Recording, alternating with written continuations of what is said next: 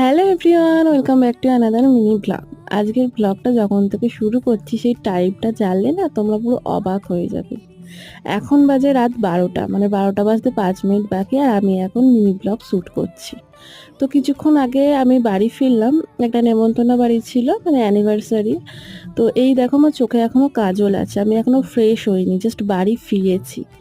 এই দেখো তোমাদের টাইমটাও দেখিয়ে দিলাম, 12টা বাজতে 5 মিনিট বাকি।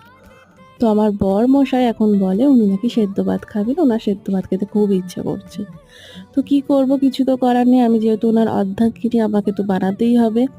তো আমি কি করলাম, অল্প একটু চাল নিয়ে আর একটা বড় আলু নিয়েছিলাম, একটা ছোট আলু নিয়েছিলাম, আলুটা মাঝখান দিয়ে ভাগ করে আমি এই ইন্ডাকশানে বসিয়ে দিলাম। শুধুমাত্র আজ বলেই নয়, মাঝে মাঝে এরকম ধরনের বায়না করে, আর সেই বায়নার আবদারগুলো আমাকেই মেটাতে হয়। তো চলো আজকের মতো ব্লগটা এখানেই শেষ করছি, আবার দেখাবে নেক্সট ব্লগে। টাটা, বাই।